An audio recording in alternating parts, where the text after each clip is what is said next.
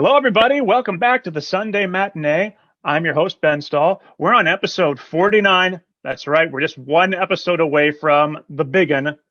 Whoa. So I'm sure that I'll do something really cool to celebrate. But today is just 49. Nothing important happening today. Or is there? So before we get into anything, I'm going to introduce my one panelist for the week, Sarah Moore. Sarah, welcome back. It's always good to have you on the show. Yay. Happy to be here.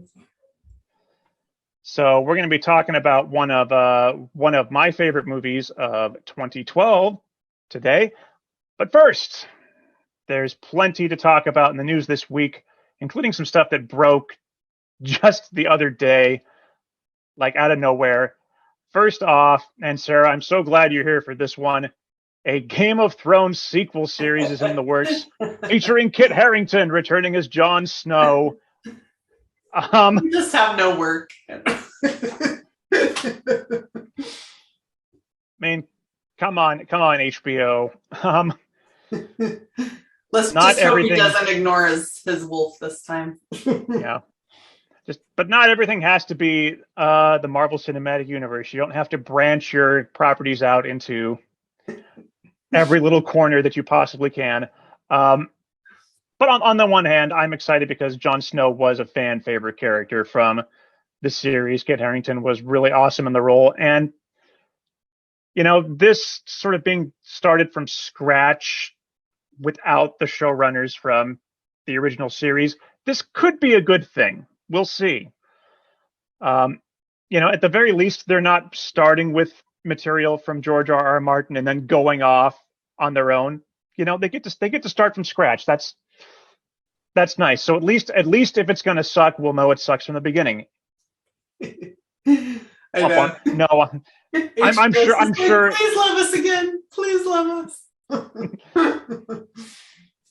Sorry, we completely effed up the end of Game of Thrones. I'm sure that it's still going to be a fun ride. You know, it's HBO. They're usually pretty good about this kind of stuff. Speaking of television series, man, Marvel is just having a really hard time keeping the lid closed here on some of their new stuff because it got out that Marvel and Disney are developing a Wonder Man series for Disney Plus.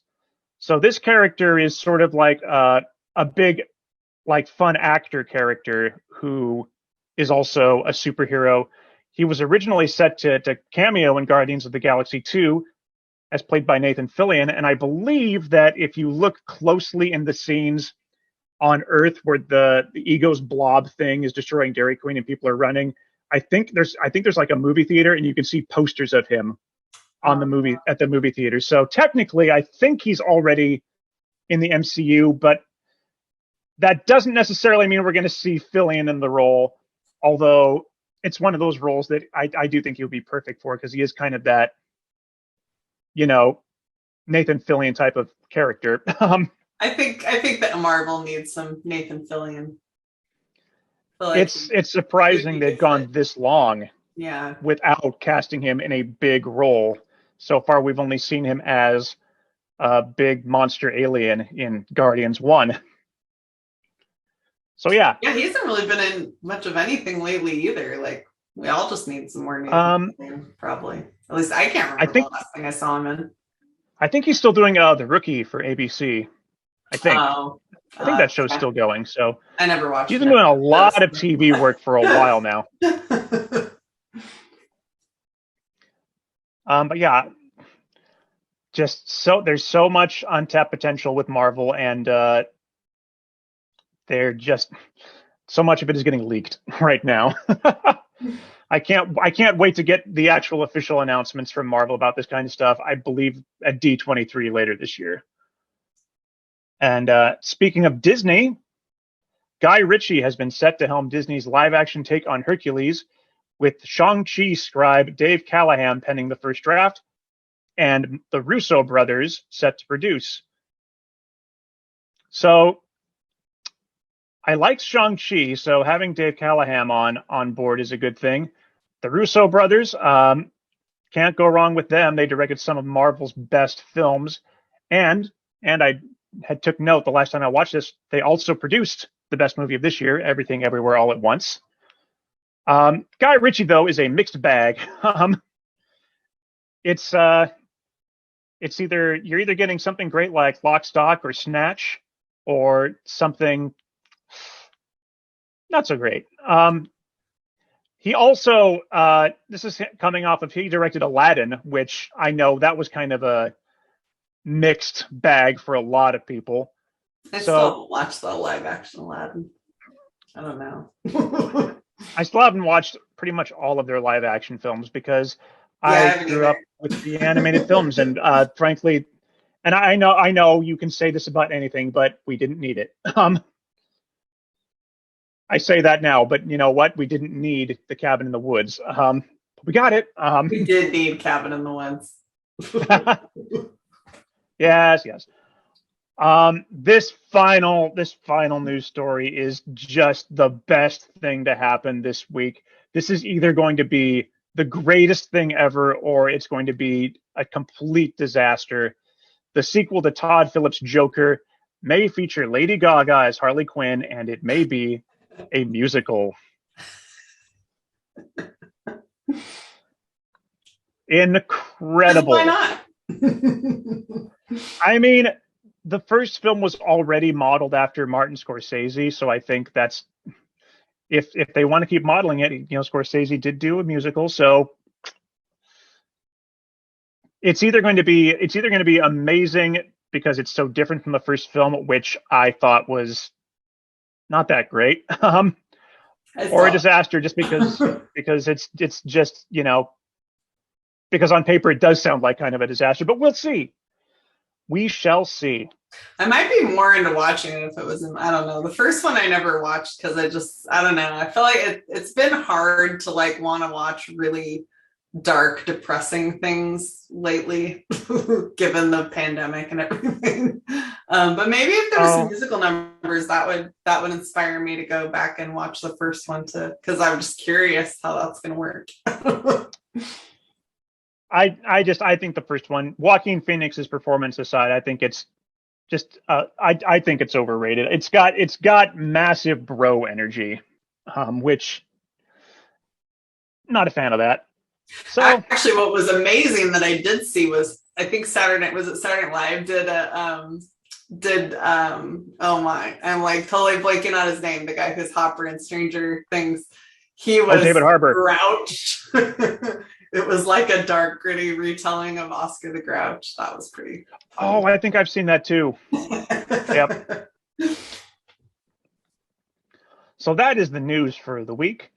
So now we're going to move on to see what we've been watching. I'll kick us off here. Last week, I let everyone know that I'd started rewatching Fringe because Stranger Things got me in the mood for sci-fi. I'm still watching Fringe. I am caught up on Obi-Wan. Sometime this weekend, I will catch up on Ms. Marvel. We're recording a little bit earlier than usual, so I am not quite caught up on everything yet. And oh boy, a while back I talked about how I got into the British panel show Taskmaster, and that has become the gateway show to other British panel shows. And now my current YouTube obsession is Would I Lie to You, which is another one of those British panel shows with comedians. And in this one, they group up into teams of two, and someone will tell a little anecdote, and then the other team has to determine whether or not that's a truth or a lie. And they can question the person on the team.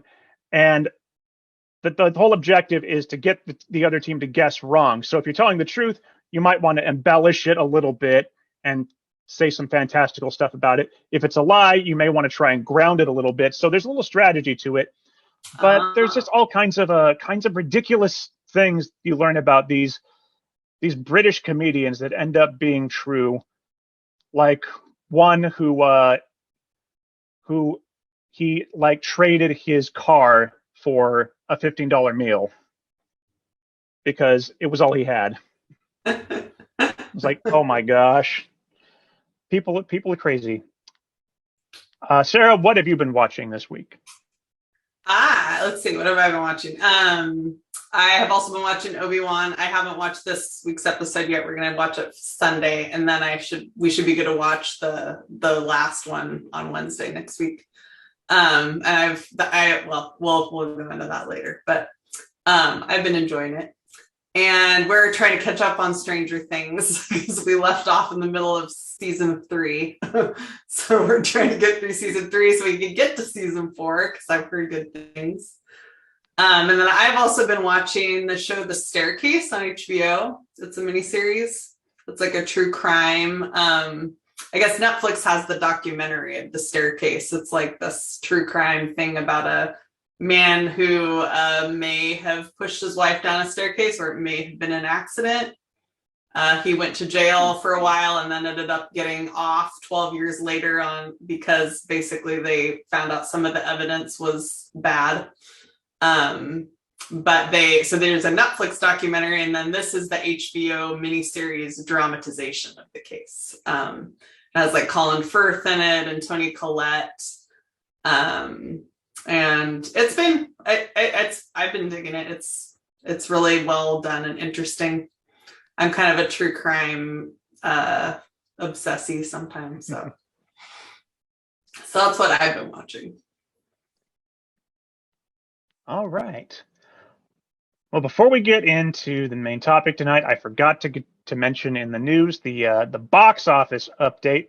Now, again, we're recording quite a bit earlier than normal, so all I have for numbers this week are the estimates for Friday, but those should give us a fairly good idea of what's been going to happen at the box office this weekend.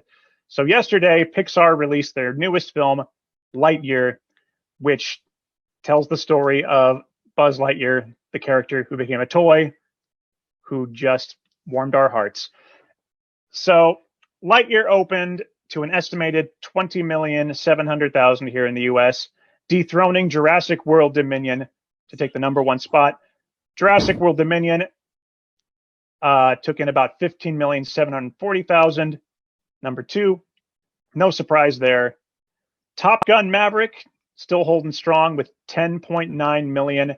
And this week, Top Gun dethroned Doctor Strange to become the highest grossing domestic release of the year, which is mighty impressive given that it is a sequel to, a 30-year-old film and not a comic book property and not like a major franchise that has gotten a billion sequels in the last few years. I'll be curious to see if Jurassic World is able to catch up to either of those two, which have both surpassed the 400 million mark.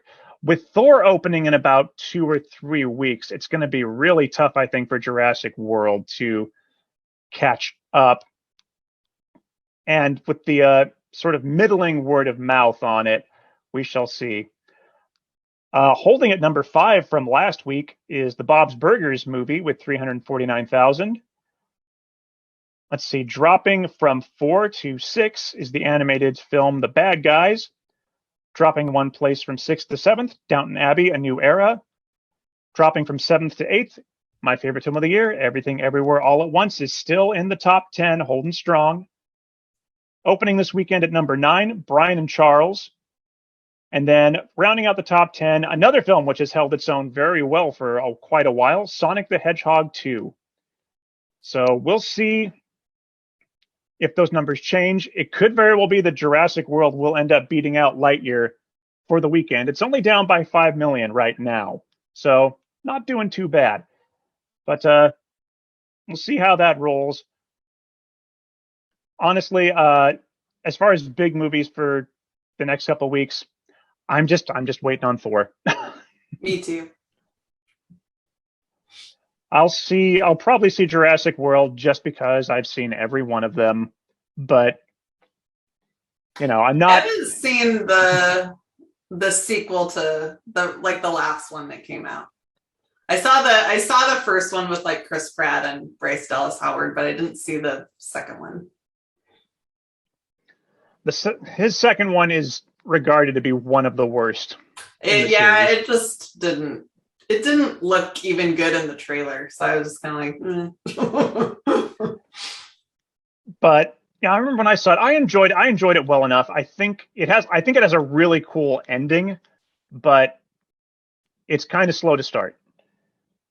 I love the ending. Well, Without spoiling too much, they kind of do kind of more of a horror take, mm, like with one dinosaur chasing a bunch of people around in an old mansion. mm, So interesting. I thought that part was cool, but it's, they honestly, and I've said this so many times on the show, they haven't been really good since the first one. Yeah, I'm a little interested in this newer one just because it has like for the nostalgia factor of like the actors from the original movie, but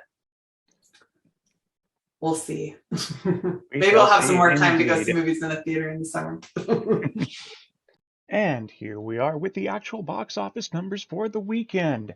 So, as I kind of accidentally predicted, Jurassic World Dominion did actually come out on top over Lightyear. Jurassic World brought in just over 59 million.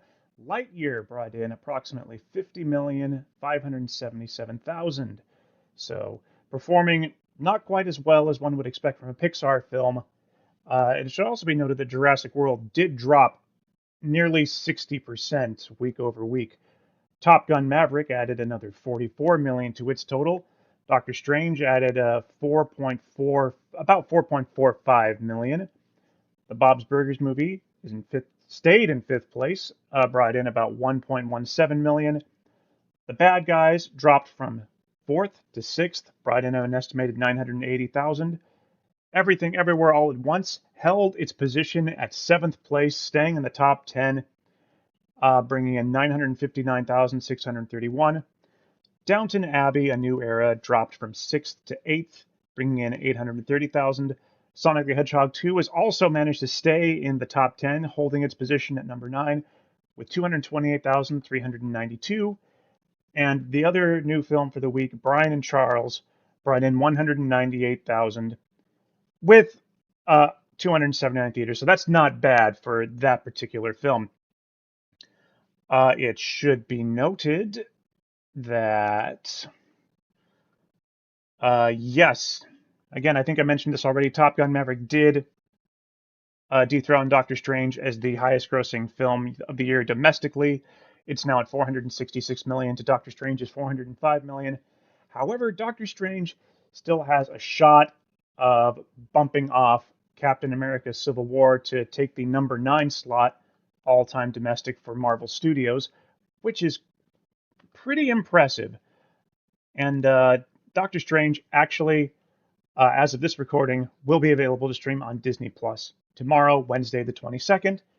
So that is it for the box office update for the week. Let's get you back to your regularly scheduled programming. And now it is time to get to our main topic. If you have not seen Cabin in the Woods at this point, I am issuing a spoiler alert. This is not your average Cabin in the Woods type of film. If you do not want to know what happens, tune out now. If you've seen it and you're ready to go on this ride with us, good for you. Or if you don't care, here we go. So, spring 2012. Americans are gearing up for the presidential election. Obama v. Romney. The end of the Mayan calendar has led to widespread superstitions that the apocalypse is nigh. Unfortunately, it did not come. And the first few months of the year have seen movie audiences flocking to films like The Grey, John Carter, 21 Jump Street, The Lorax, and of course, The Hunger Games. But we have less than a month before Marvel's Avengers will dominate the box office worldwide. And Lionsgate Studios will release this little film that had been delayed for a few years on Friday, the 13th of April. That is when The Cabin in the Woods was unleashed before unsuspecting audiences. Directed by Drew Goddard, written by Drew Goddard and Joss Whedon, starring Kristen Connolly as Dana, Chris Hemsworth as Kurt, Anna Hutchison as Jules, Fran Kranz as Marty, Jesse Williams as Holden, Richard Jenkins as Sitterson, Bradley Whitford as Hadley, Brian White as Truman, and Amy Acker as Lynn. Let's talk about The Cabin in the Woods. So before we get to the actual film proper, this is one of those films where it's best to know as little as possible going into it. So they had to be really careful with how they advertised it. So I'm going to ask you, Sarah, it's been 10 years. Do you remember seeing trailers for this film at all? And if you did they affect your expectations for the film going in? Or if you didn't see them, what did affect your expectations? So, I mean, I think I did see the trailers, but I had actually been, because you said it took a couple of years for this film to come out. I had actually been following kind of news about this film for the couple of years before it came out. Even though he has now turned out to be a bit of a jerk. I was a huge Joss Whedon fan back in the day. I'm still a big fan of like the stuff he did. So when I heard he was like writing, and possibly at that point, at first, I think he was supposed to direct, but Drew Goddard ended up taking over the directing. When I heard he was doing a take on like a horror movie where things are not what they seem, and there's kind of more of a meta storyline going on, I was like all over that. So I had been kind of following the news about it for a few years before it finally got released. So I'm pretty sure I did see the trailer, but I mean, I kind of knew it was going to be something unexpected because, I mean, I've been watching all his stuff and it was never like what you expected. So I was just really excited to finally get to see it and see kind of what was in store. Yeah, I don't remember seeing trailers for it. I'm sure I did, and if I could have actually just sought them out on YouTube because this last decade, I think more and more YouTube has become like the major source for like seeing trailers first. But I actually wrote down in my notes, it's very possible that I became aware of this film because you pitched it to me as something that I would like. I'm pretty sure I was aware of it because of, movie websites and just the whole online horror fan base. I did watch some trailers this week, and they don't give too much away, but they do hint that there's like something going on behind the scenes. So I think I knew too that just sort of based on this was a Joss Whedon script that it wasn't going to be quite what you would expect. But I didn't expect it to go exactly where it did, which was just wild. It was an absolutely wild film. And what I remember actually was the poster. I remember seeing the poster and just being like, I mean, it's a pretty cool poster. It is, yeah, because it's the house cabin Rubik's Cube looking thing. Yeah. I like that you pointed out that you'd been following it for a long time because it actually had been filmed before, even though it came out a year later than Thor. Chris Hemsworth filmed this before he did Thor. This was one of those films that MGM did, and then they went bankrupt, and they kind of shelved it. And for a while there, Drew Goddard and Joss Whedon were thinking like, is this even a good film if it's not good enough for this bankrupt studio to release it? And then thankfully Lionsgate came in, they saw it, they picked it up, and they were like, yeah, this film's amazing. We need to get this into theaters. So I'm glad that they did. But yeah, this, and it's so funny that this film came out a year after Thor because by then, like, now we all know who Chris Hemsworth is. We're all gearing up to see the Avengers, and we get to see him, in a rare non-Thor role in those early days. So I think it's a fascinating history. This could have been one of those films that got lost to history, and I'm so glad that it didn't, because it's just so unique. Yeah, I was really afraid for a long time that they were never going to release that, which made me sad because I really was like wanted to see it. And what a day to release it too, on Friday the 13th. What perfect timing. Yeah, I probably went and saw it like for my birthday because that was just a few days after my birthday. Well, let's jump into that then. Do you remember the first time you saw Cabin in the Woods, and what was your immediate reaction? I do remember the first time. Yeah, I remember going and seeing it in the theater. Because I remember I was supposed to see it with a friend of mine, and then I ended up seeing it with a different friend. Like I think it might have been like the day or the second day it was out. I think it was pretty early in the run.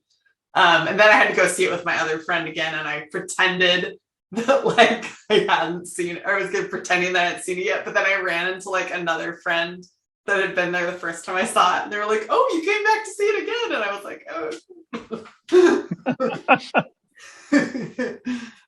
But yeah, no, I remember seeing it, and I mean, I knew there would be something really like unexpected, and you kind of got, I mean, I feel like you kind of got the feeling that there was some kind of people kind of making the stuff happen, but definitely like what they ended up like who they were working for was very unexpected. And that ending was very unexpected. Yeah, like you, I'm pretty sure I saw it opening weekend. I definitely saw it within the first week of seeing it. I think I saw it by myself at a theater that wasn't terribly packed, but I probably also saw it during the day. But it was such a wild ride. It was so thrilling.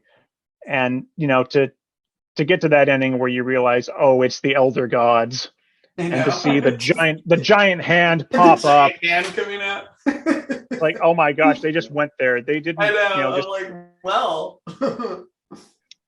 Yep, we did just kill off the kids in the cabin. We killed everybody. The whole world. All this time, the horror movies have been keeping us safe. Yep. Until they got too smart. So, what works with this movie? What doesn't work? And what is your favorite things about it? I mean, I think what really works is I feel like they do a really good job of playing the cards like, or I should say like keeping the cards close to the, like it's interesting because I think it's really interesting how it starts out with like the really kind of like banal like conversation between the two worker bees in the warehouse, like, just kind of having a really boring chat or whatever, and then there's just like cabin in the woods. But I mean, I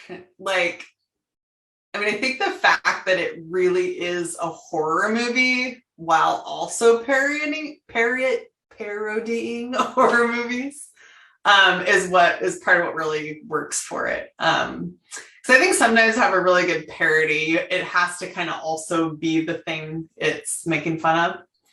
So I feel like the fact that it is like kind of scary and thrilling and really bloody, like they really don't hold back on the gore. And it's also just really fun, like to see all those different monsters like battling each other. Yeah, and then just the fun, like the little ways they find to like poke fun of it, like their little scoreboard with all the monsters betting on like who they're gonna. I mean, that was pretty funny. And I think the fact that they got some really awesome actors to play some of the roles, like of the people that worked for the corporation or whatever. I think having kind of the known actors in that, and then having kind of more unknown actors, like as the horror movie Lambs to the Slaughter, I think definitely like grounded those two different worlds. So I thought that worked really well too. I mean, yeah, just Richard Jenkins and Bradley Whitford. That's prestige right there. Yeah. And they were really like engaged and like they really were like playing it for real, like, but also kind of winking at themselves. But they had a really great, just kind of like they were being really silly, but they kept it really like grounded too. Oh yeah, just some of the best parts of the movie are just literally the fact that these people just treat this as like a normal job. I know. And like this is like well beyond the norm. This is absurd. You know, your neighbor asks you, "What do you do for a living?" Oh, you know, I protect the world by sacrificing young people to I know. elder gods. I was reading in the trivia for the movie that like they were saying Drew Goddard, I guess somewhere said that he like thought of this idea of the movie because he grew up, I guess, in a town in New Mexico where they had a plant that worked on making like nuclear weapons. And he thought it was really interesting that these people just kind of went about their jobs and just were kind of like, you know, like, I don't know, just kind of living their lives, doing whatever when they're going to work and making these like things that could destroy the entire world. Yeah, exactly. Like, yeah.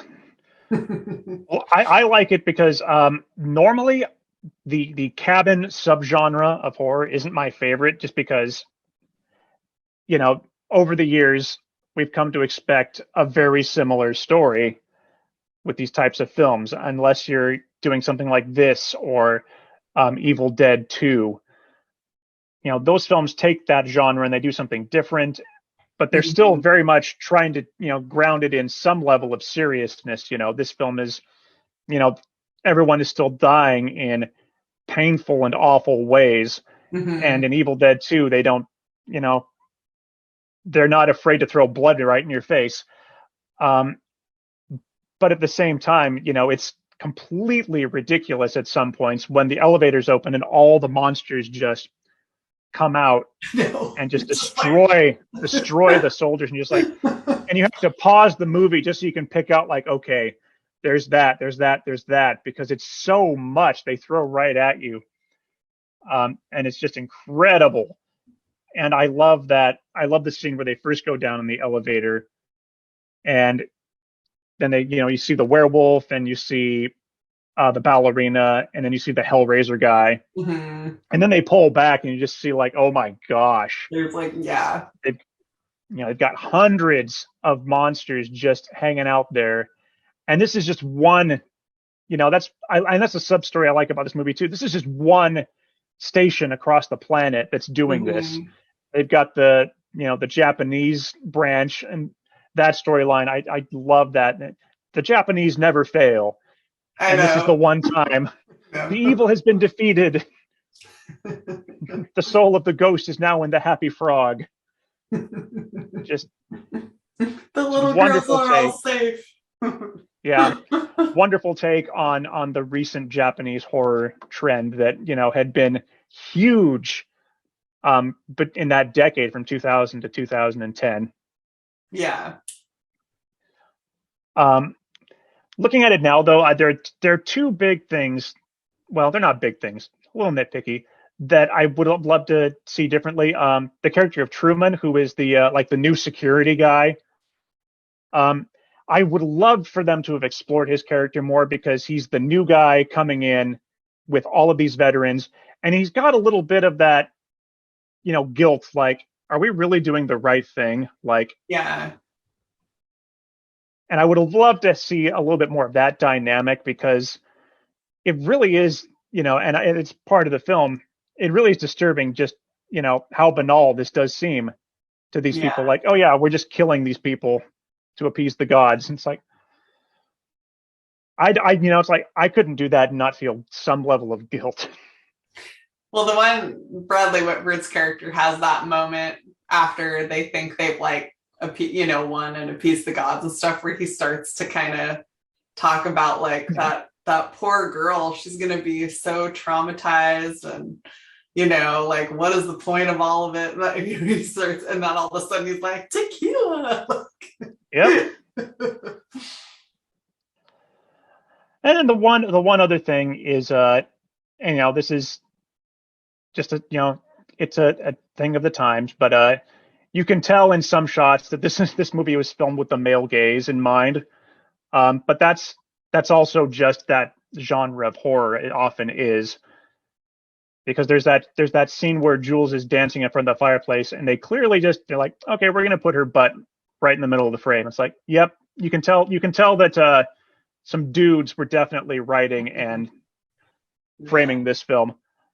But Although at the same it, time, I mean, that's definitely kind of a horror movie trope that there, yeah, you know, that there is like, you know, that's kind of the trope of the horror movies is there's like the horrors, you know, the girls who get slaughtered because, you know, they make bad choices. And then there's like, you know, the virginal smart girl who beats them. So I hear what you're saying. It's definitely like, you know, that's definitely like a horror movie trope that I'm not surprised they would put in there. But in some moments, though, I think it works when you're looking at it through the eyes of the Jenkins and Whitford characters, though, because they are the voyeurs in that moment. mm-hmm. Yeah. And what's funny and what the one thing about it that I think like for the fact that they put that in there, it is clever that then you get to have the other two characters have a conversation about like what's going on with Jules, like she's pre-med, yeah. Like and what's going on with this other guy, he's like a sociology major and he's calling me egghead. Like I mean it's kind of yeah. I remember watching it the first time and thinking like, oh, that's interesting. Like, I just those are nice little touches that they're like, this is weird. Like, she suddenly has blonde hair and like I've never seen her do anything like that. Like, I love that because so often we don't get to delve too much into the backstories of these type of characters because they're all going to die anyways, and it's not that important. But I think it's cool to look at it and be like, oh yeah, this guy, Hemsworth, Kurt, is more than just an athlete. He's a sociology major, and it's like it kind of makes me feel even more bad for them because these people in the downstairs, like they're appeasing their gods by sacrificing the whore, the jock, the fool, the virgin, and the scholar. And the scholar. It's like these people, and it's like, no, these people are more than the caricatures that you want them to be. Mm-hmm. And you actually have to use, chemical means and, manipulation to make it seem like these are these caricatures, and they're not, they're people. Yeah. Well, and even the main girl I have to blanking on their names, the main girl at the end, when she's like, I'm the virgin, like, you do know, and she's like, well, we got to do is the best we can. Yeah. So it's kind of funny to think about, like, yeah, at what point did where did these stereotypes come from? And clearly they gotta like force the people into the stereotypes, like, because then I'm wondering like with the Japanese movie that's a bunch of little girls at a school, like who was the whore and the jock and everybody there. Like, yeah, and I wonder if it's like, I wonder if it is meant to be different in every different place on Earth. Yeah. Oh yeah. Like maybe do they each have different stereotype? Like, is that just the American like stereotype? Because that's the stereotype in American horror movies. Yeah. Speaking of American horror movies, what influences do you see in Cabin in the Woods? Because it's clearly inspired by some great films and some not so great films. I mean, I definitely see a lot of like Friday the 13th influences. I mean, I feel like that was definitely kind of one of the first horror movies I could kind of remember where there was like that, the counselors who were being whores and jocks. Like, but that was like, that sticks out in my mind as the very stereotypical, like, oh, because Jason Wright had like drowned because two counselors were having sex or something and didn't notice him in the lake and drowned. So he was going around like killing all the counselors that were like hooking up. So I feel like that's like kind of and Halloween too. That's like definitely one where all the teenagers that were acting out get killed first. And it has the final girl standing at the end. So I would definitely say like those are ones that stick out on my mind that are influences. For me, the most obvious one, which I've already mentioned, is Evil Dead. Classic sort of cabin in the woods type of story. Have you ever seen the movie Cube? No. I think there's a little bit of Cube here. I think the poster, more than Mm. anything, takes a lot from Cube. Cube is this film where it's been forever since I've seen it, but like this group of people wake up inside this giant cube that is, and it's sort of like, it's kind of like Saw in a sense, where like every room of the cube is its own sort of like weird puzzle trap type of thing. Mm. And it's like, oh, we've got to get out of the cube. Yeah, I could see that. The other one I was thinking of too is Scream, just because that was kind of the first horror movie that tried to turn the genre on its head and kind of poke fun at the stereotypes of horror films. So I feel like they were trying to take it a step further. Oh yeah, Scream was. I love how Scream is ridiculously self-aware, but at the same time scary as heck. Still, like, definitely a horror movie. Yeah. My last one is particularly the original video game, but Resident Evil. The idea of, you have this spooky sort of setting on top, and then down below is where everything's really happening. You have a laboratory. This is where it all began, type of thing. Yeah. Yeah, it's definitely, pays homage to some great, great horror tropes while cementing itself as a great horror film in and of itself. We've kind of delved into how Cabin has turned this genre on its head, but like, let's keep rolling with it. And I love that this film doesn't really turn the genre on its head in the way you'd expect. It uses the exact same tropes. It just explains how they happen. Mm-hmm. Like the whole, why do these people make such stupid decisions? Mm-hmm. Well, it's because someone downstairs is pumping a chemical up there, and it's making people think, well, we should split up. Yeah, or they're whispering little things. Yeah, I love how I love how the fool character keeps, like, he's like, wait, why are you doing this? What's wrong with you guys? Like, I don't think we should go down there. How, yeah. And of course, it's like his weed that's making him immune. Yeah. To the.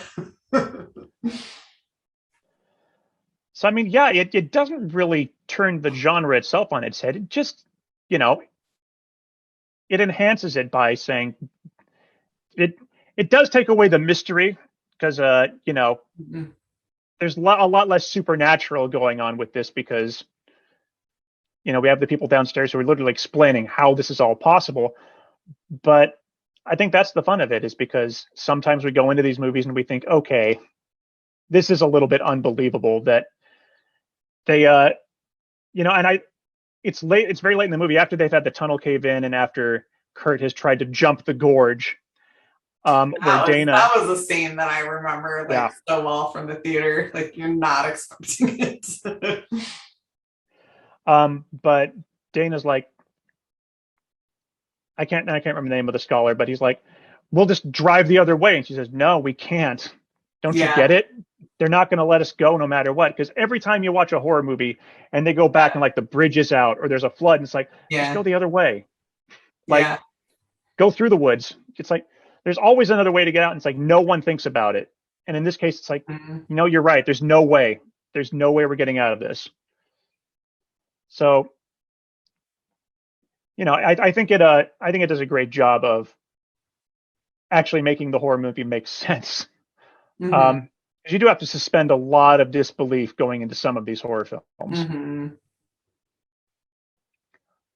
I do love that this film sort of twists the idea of the classic Star Trek line, the needs of the many outweigh the needs of the few, and turns it into something sinister. Mm-hmm. Because in this case, you're sacrificing, 4 to 5 people to keep the world alive. But like, it's not, unlike Spock or, all those great heroes, it's like, it's not a noble sacrifice. It's oh crap, we walked into a trap and now we're going to die just because we're young. Yeah. And doesn't someone make a comment like, man, you used to be able to just throw them into a volcano? Yep. And that's another element of the horror film that's just been, persistent for years. Is it's that the youth are the ones who suffer, Hmm. and that's just I think that's just a commentary on society. It's the old people who, have the power and the control and are Yeah. better off, and now these kids who are trying to change everything to make a world that works for them, they must be the ones to suffer. Hmm. Yeah. Where have we seen that before? Couldn't tell you.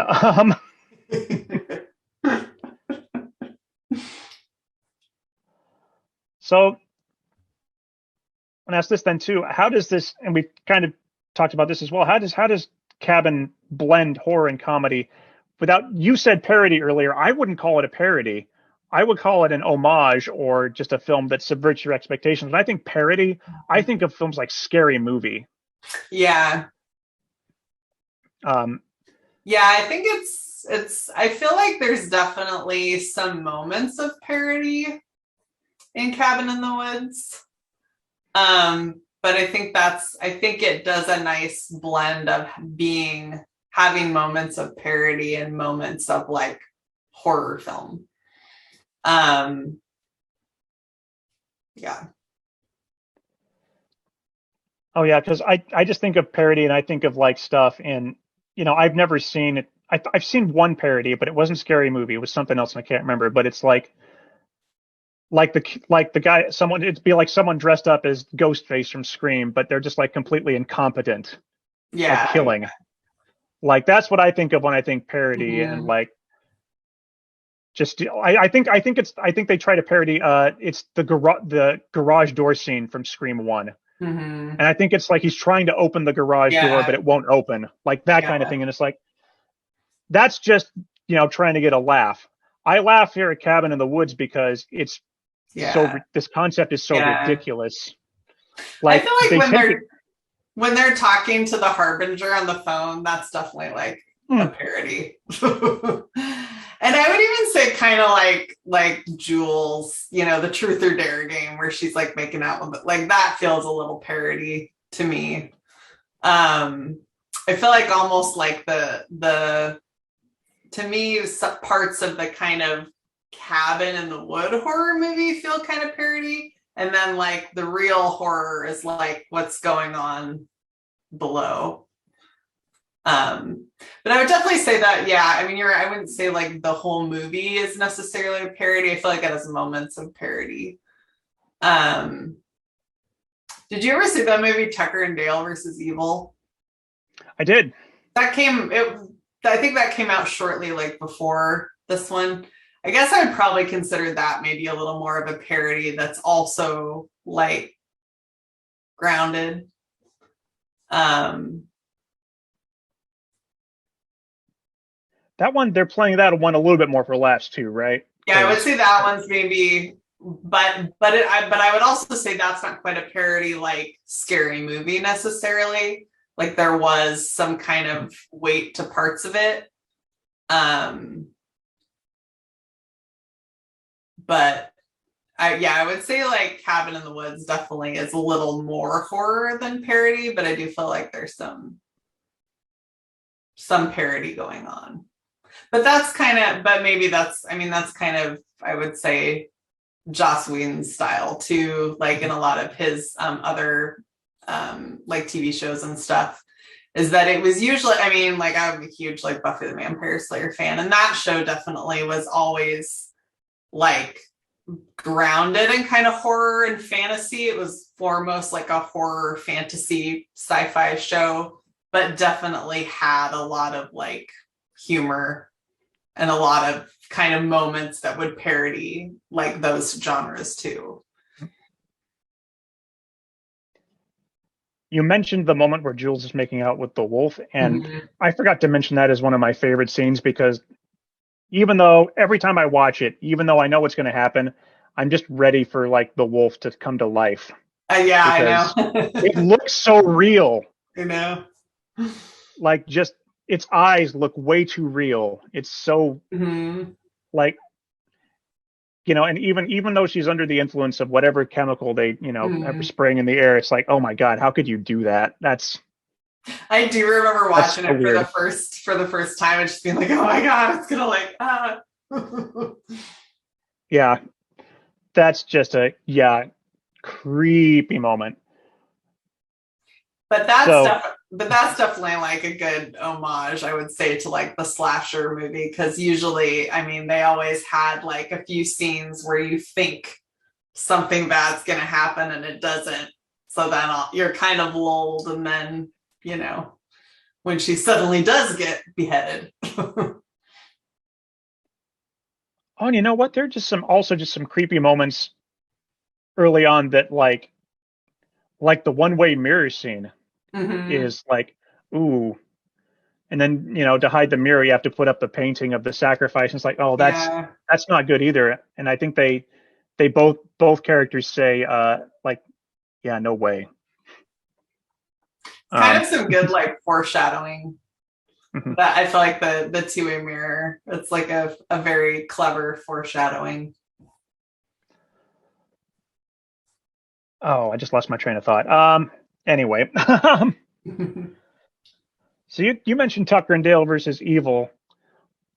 I wonder though, do you feel like there's been anything since Cabin in the Woods in this last decade, since it was released, that you know sort of feels like it was filmed with the same ideas in mind, or is this sort of a one of a kind experience that we're only going to get, every now and then? Do you want to see anything more like it? I have a hard time really thinking of another film that's come out that's been, I mean, there's definitely been some other kind of horror comedy blends. And I'm always a big fan of horror comedy blends. Um, but yeah, I don't know that I don't feel like there's been another movie quite like quite that clever, um, that I can think of off the top of my head. I would definitely, I mean, I'm always into seeing new kind of twists on the horror genre. I feel like it's a genre that you can kind of like, I don't know, do a lot of interesting things with, because maybe because it's a genre a lot of people don't take as seriously, although I think it maybe gets taken a little more seriously now than it used to. Um, but I feel like that kind of makes it kind of more open for experimentation, is that usually horror films aren't like being made with huge budgets that need to get, approval by all the producers and stuff.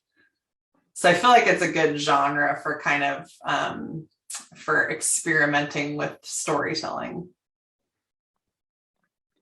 which is Yeah, probably why I like it a lot. I had a hard time thinking about, anything in the last decade that sort of has replicated that same sort of feeling. The closest I got, and it's, again, this is still kind of a long shot, is Get Out. Um, I can see that, yeah. because Get Out is a little bit self-aware, Mm-hmm. and it definitely has a twist that you probably aren't going to see coming. But it's not quite as much of an homage as Cabin is. Yeah, it's definitely But not honestly, quite that's the as tongue in closest. cheek. Like I would Yeah. say Get Out definitely doesn't have any moments of parody or anything that I would really consider parody in it, but it definitely is self-aware and has kind of like a, um, something else going on that isn't apparent at the beginning. Yeah. Because I'm looking at, I look at my collection of films from, the last decade, and most of the horror ones I got are stuff like Crimson Peak, The Witch. Mm-hmm. The Lighthouse is my favorite horror movie of the last decade, and those all, take themselves pretty seriously and aren't Mm-hmm. ridiculously self-aware. They're pretty serious films, but they're great films. But it's tough. You just don't see something like this come along that often. And for me, my favorite film that probably comes the closest that came out before this would have been Shaun of the Dead. But even Shaun of the Dead is playing it a little bit more for laughs than Cabin is, just because Yeah, you have moments like, with the jukebox and Queen. yeah. Um, I feel like So Shaun of the Dead feels more kind of in that Tucker and Dale versus Evil, like mhm. foremost, like kind of a parody, but still kind of grounded in a real story. Yeah. With characters who do like grow, who are like characters, not like just Yeah. stereotypes for laughs, but call it a grounded parody. Actually, I the like thing to I think of was Shaun just of the Dead as. Go ahead. oh no, you can finish. I was going to say I think of Shaun of the Dead as just the most realistic zombie movie ever made, Yeah, because totally. it literally is like what would really happen if a bunch of Joe schmoes, ended Yeah. up in the zombie apocalypse. Like, yeah, of course they go to the bar. Like, yeah, I was just gonna say the one other thing that came to mind that, and it's not horror, and it's definitely not like a parody, but the one other thing that came to mind that maybe is kind of has a similar feel, just to the to the unusual, like how different and it would be like the first season of Westworld. which I still haven't seen. Oh, I would say, and that is, and like I said, that show is definitely not horror, and it's not a parody, also, but it's like very twisty in its storytelling and has a lot that it doesn't reveal until later. So I would say that it kind of reminds me of that aspect of Cabin in the Woods, that you don't really, that you think, like you see that there's that there's this story going on, and then there's kind of these puppet masters, but you don't know what's really going on until like, toward the end of the first season. I like that you brought that up, because I was just thinking about how I love how in Cabin in the Woods they do give away that they're puppet masters fairly early on in the film. Mm-hmm. Because if the twist of the film had just been they're puppet masters, then so what? But the twist is they're puppet masters and elder gods. Yeah. Um, Keeping the world safe from, I mean, well, because it kind of makes it seem at first like, oh, maybe they're, maybe they're running this thing for people to bet on, or maybe they're like doing, like, I don't know. Well, I mean, that I think would be the story if Cabin in the Woods had been made today, is that the villains would just be, the wealthy, Mm-hmm. and just watching. It's like some kind of messed up horror Hunger Games. Yeah, yeah. Like we're And I watching think these. I feel like that's what I was expecting more going into it, was I thought it would be something like that. I was definitely not expecting the elder gods.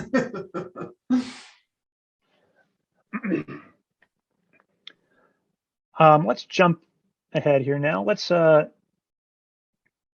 this is something we've naturally just brought into the conversation already. But what do you think this film has to say about the world we live in now?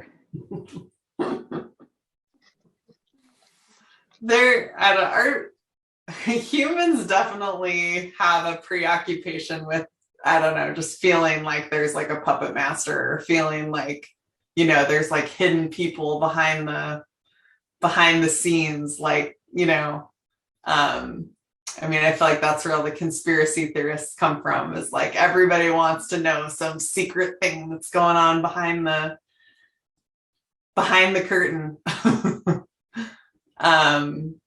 So, I feel like in that way, this movie will be kind of timeless, because yeah, it's like people always seem to want to find out there's some secret thing going on. For me, it's going to be timeless, and tragically going to be timeless for a long time, because with these characters who, the downstairs characters, it trivializes death and suffering as long as the world is comfortable. Mm-hmm. Again, the security guy, I forgot his name already, but he has one. He and Amy Acker's character have a conversation about, how do you do this? And she says to him, you get used to it. He says, should you? And to me, that just is a total look at how we as a society become far too accustomed to chaos and death and suffering, as long as it doesn't personally affect us. I mean, we live in, we live in a world now where shootings happen, you know, Mm-hmm. on the very least a weekly basis, and we only ever hear about a handful of them. And even then, it's out of the news cycle, within a matter of weeks, and then we forget about it until it happens again, or we're just ready for the next big crisis as long as it's not the same one. Yeah, I know. Imagine, And now the only time they weren't happening was during the pandemic when everyone was locked away, but then everyone was yep. complaining about being locked away. I mean, just look at this year where we've been hoping to see, our government make big reforms on gun reform. Oh gosh, what else? We've had so much that we wanted them to get done that they can't because there's so much gridlock. But then we forget Yeah. about it because the next big thing happens. Well, and even, well, it was like, no one's really talking much about the pandemic, even though, I mean, it's still out there and we still don't really know what's going to happen with it. But everyone, it was like, move on to the war in Ukraine. And that was horrifying. But then, it's like that got too much for people. So, and yeah, well, there's just, I think we have so much media to like constantly be throwing these things from all over the world at us. And being bombarded with that day in and day out. I mean, I can understand when people get desensitized because how can you process and empathize with that like day after day after day and make it out of bed in the morning? Like, yeah, it's tough. And so it's like you did, in a way you can kind of feel for these people that, I mean, they've sold their souls to the elder gods basically, like to make their living or whatever. But yeah, I mean, don't people always joke about how like cops and stuff have gallows humor because they see this horrifying stuff all the time. And, so it's like I think humans, it's like, you can only empathize so much and before you start to like shut off because I don't know. Heavy topic. Ooh, heavy topic. Let's move on then to the next two questions to start wrapping things up. Sarah, would you recommend this film to someone who is unfamiliar with this particular subgenre of horror and its tropes? I mean, I would definitely only recommend it to people who were like, fans of horror, I think, because it's definitely a horror movie and it's probably not, I mean, if you're a person that doesn't like horror, you're probably not going to like this movie. If you're a person that maybe only likes some horror movies, I might recommend it. I don't, you're probably, if you're not super familiar with the kind of slasher formula, I think you probably won't get as much out of it. Like you won't, I mean, I feel like there's kind of definitely some slasher movie Easter eggs in this movie that you wouldn't pick up on, but you might still find it entertaining. But yeah, it would probably not be like the first movie I'd recommend to somebody unless I knew they enjoyed the horror genre. Yeah, I would probably recommend, at least becoming aware of the classics like the Friday the 13th or the Evil Deads, because I do think that people who have had exposure to those kind of films are going to enjoy Cabin in the Woods much, much more. That being said, if I think just a horror fan in general, if it's a genre you appreciate, I still think even if you don't have that kind of experience in that particular subgenre, I still think it's a fun movie for a general horror fan. Yeah. So what is the final big question? What's your favorite monster in the film? I mean, it's pretty hard not to love the merman.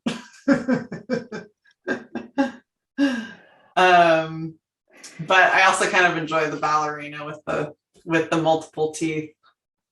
I thought that one was fun, especially when she's dancing around like in the background. I know there's so many, and so many just have like a second of glory. I think it's worth, mentioning the unicorn just because it's a I know. unicorn. Like it's I not know. even like it's not even an evil unicorn. It's just like a regular unicorn that just, goes around impaling people. I Um, know. but I did pick the merman just because the way they set it up across the Mhm. whole film and the way it finally shows up in the end is that's just perfect. A perfect moment in the Yeah. film because you know it's coming as soon as he Mhm. crashes into the ground and he looks up and something's crawling. It's like, yep, it's the merman. And it is just the ugliest thing in the world. It's gross. And I read on, I think it was the IMDb trivia, that they had the blood squirting out of it for like 20 minutes Yeah. just so they could get like a 5-second shot. And then it took them forever to clean it up, which is funny because in the movie they of course Yeah. mentioned that the cleanup on the merman is the worst. I love that. I love it too when he says that thing about the cleanup on the merman is the worst because it's this great little moment of clearly he's worked there longer than the other guy has. And he's just like, I remember when we had the merman, the cleanup was horrible. Oh, we didn't even talk about the great cameo at the end. Sigourney Oh, I Weaver know. is the director. Perfect casting right there, and kind of a funny coincidence that she plays this almost the same role that she did a year before in Paul. I never saw Paul, but You saw Paul with me in the movie theater. did I? Yeah. I don't remember it. What was it about? It's the one with Nick Frost and Simon Pegg and the alien. Oh, whoa. That's so funny. Now I remember seeing that. I'll be perfectly honest. It's a lot. It's a much more, given that they have made 3 much better films, it's the easiest of their, big collaborations to forget. I still think it's funny, but it's definitely not on par with the Cornetto films. Clearly us going and seeing True Grit is like at the top of my That was classic. Some of the other movies have fallen off. I remember seeing that movie. Yeah, I don't remember what was like going on in my life at this time, but it was like thinking back, it was like, man, this would have been like the perfect movie for me to go up north and see with you. Cabin in the Woods. Oh yeah. Yeah. Yeah. What's funny is I think I actually saw it with Dustin the first time I saw it in the theater. Who's my husband, for anyone who hasn't seen the episode that I hosted. But the funny thing is we saw it, like I was dating someone else at the time and he was dating someone else at the time. So we all saw it as like friends. So I actually saw it in the theater with him, but when we weren't together.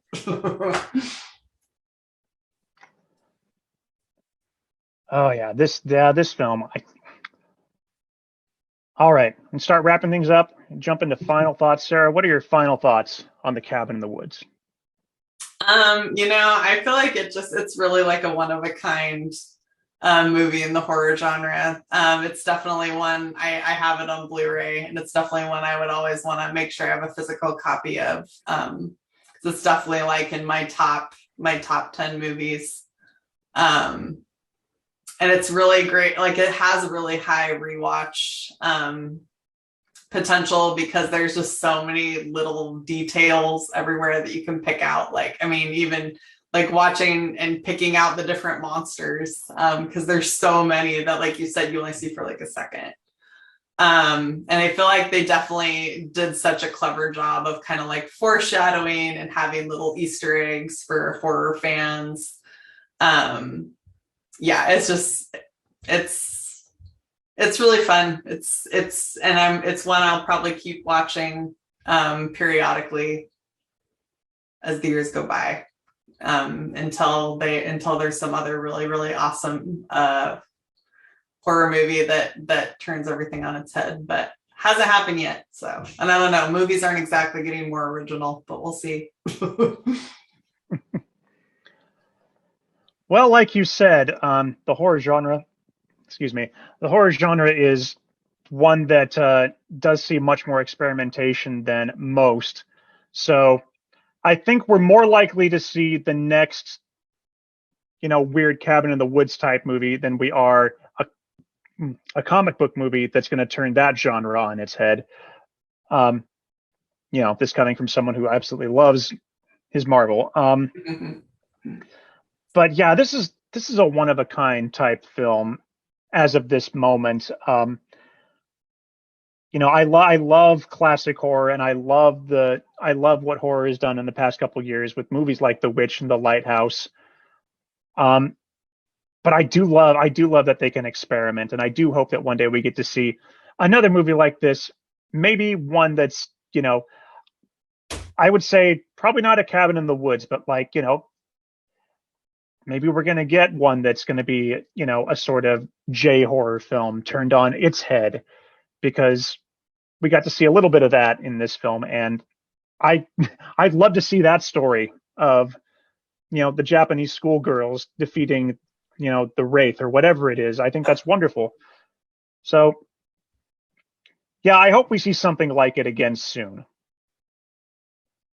And that's that. Yeah, so, it would.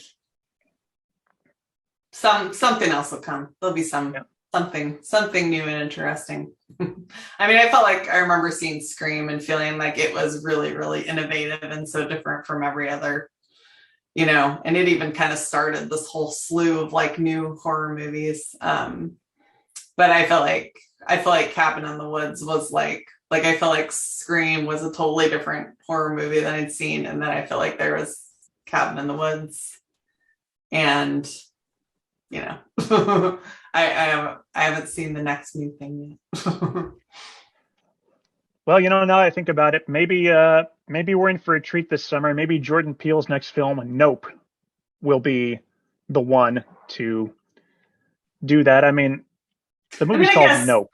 Yeah, I guess to be fair, Get Out definitely was one that, I mean, I wouldn't say it was quite like as entertaining as Cabin in the Woods, but it definitely had something really different to say. So I definitely felt pretty like impressed with that movie when I first saw it. So there we have it. That's Cabin in the Woods. Time to move on to trivia. So I'm going to ask you a question about Cabin in the Woods, and this could be a tricky one because it has to do with monsters. So my question for you this week is, which of the following creatures does not appear on the betting pool in The Office? Ooh. Is it A, Blob, B, Dragon Bat, C, Sexy Witches, or D, Kevin? I know Kevin and Sexy Witches are on the betting pool. It's got to either be Vampire Bat or Blob. I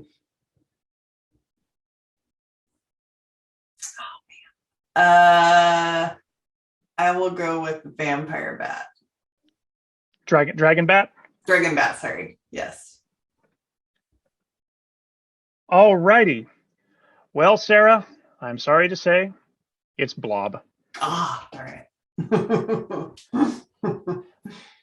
But good catch there on Sexy Witches and Kevin. That board is not on there for a long time, so the fact that you managed to catch anything off of it is great. And it's a great moment where if you pause the film, you do get to see some of the crazy stuff that they have there. I think one of them is even just like Snowman. So, which I don't think you see Snowman at the end of the film. But who knows? I love when the one lady's like, but I bet zombies. Like, why didn't I win? And they're like, zombies is not the same thing as redneck torture gang zombies. Family. Yeah. Oh man. So that is it for the Cabin in the Woods, episode 49. Sarah, thank you for joining me to talk about this wonderful little film. So the plan for next week for episode 50, well, as Sarah mentioned, next Wednesday is the finale of Obi-Wan Kenobi. So that is what we're going to be talking about here. Our second big Star Wars episode. I feel like that's an appropriate way to celebrate 50 episodes here, is to talk about one of the greatest franchises of all time. So that's what we're doing. But until then, I'm Ben Stahl. Everyone out there, thank you for watching, and enjoy your time at the movies, and have a good day.